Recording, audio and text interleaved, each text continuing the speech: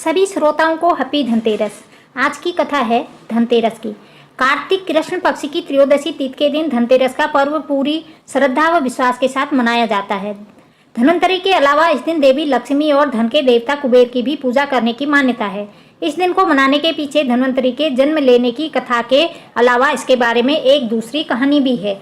आइए सुनते हैं उस कहानी को। कहा जाता है एक समय भगवान विष्णु मृत्युलोक में विचरण करने के लिए आ रहे थे। तब लक्ष्मी जी ने भी उनके साथ चलने का आग्रह किया। तब विष्णु जी ने कहा कि यदि मैं जो बात कहूँ तुम अगर वैसा ही मानो तो फिर चलो। तब लक्ष्मी जी उनकी बात मान गई और भगवान विष्णु के साथ भूमंडल पर आ गई। कुछ देर बाद एक जगह पर पहुंचकर भगवान विष्णु ने लक्ष्मी जी से कहा कि जब तक मैं न आऊँ तुम यहाँ ठहरो, मैं दक्षिण दिशा की ओर जा रहा हूँ, तुम उधर मत आना। विष्णु जी के जाने पर लक्ष्मी के मन में कौतूहल जागा कि आखिर दक्षिण दिशा में ऐसा क्या रहस्य है जो मुझे मना किया गया है, और भगवान स्वयं चले गए। लक्ष्मी जी से रहा न गया और जैसे ही भगवान आगे बढ़े लक्ष्मी भी पीछे पीछे चल पड़ी।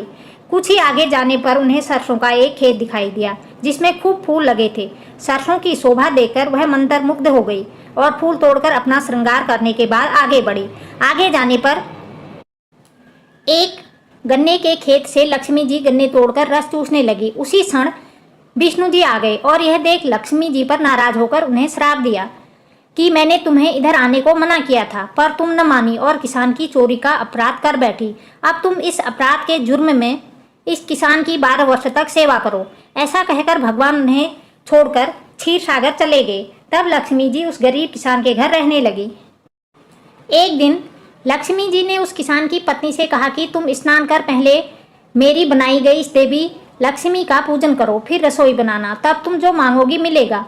किसान की पत्नी ने ऐसा ही किया। पूजा के प्रभाव और लक्ष्मी की कृपा से किसान का घर दूसरे ही दिन से अन्न, धन, रत्न, स्वर्ण आदि से भर गया। लक्ष्मी ने किसान को धन धान्य से पूर्ण कर दिया। किसान के 12 वर्ष बड़े आनंद से कट गए। फिर 12 वर्ष के बाद लक्ष्मी जी जाने के लिए तैयार हुई। विष्णु जी लक्ष्मी जी को लेने आए तो किसान ने उन्हें भेजने से इनकार कर दिया।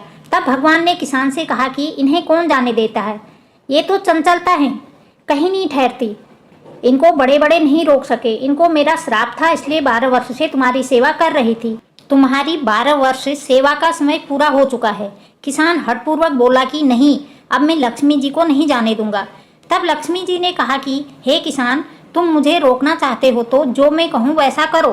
कल तेरस है, तुम घर को लीप पोत कर स्वच्छ करना, रात्रि में घी का दीपक जलाकर रखना और सायंकाल मेरा पूजन करना और एक तांबे के कलश में रुपये भरकर मेरे लिए रखना। मैं उस कलश में निवास करूंगी किंतु पूजा के समय में तुम्हें दिखाई नहीं दूंगी। इस एक दिन की पूजा से वर्ष भर में तुम्हारे घर से नहीं जाऊंगी। यह कहकर वह दीपकों के प्रकाश के साथ 10 दिशाओं में फैल गई। अगले दिन किसान ने लक्ष्मी जी के कथा अनुसार पूजन किया। उसका घर धन धान्य से पूर्ण हो गया। इसी वजह से हर वर्ष तेरस के दिन लक्ष्मी जी की पूजा होने लगी। हैप्पी धनतेरस। जय लक्ष्मी माता की।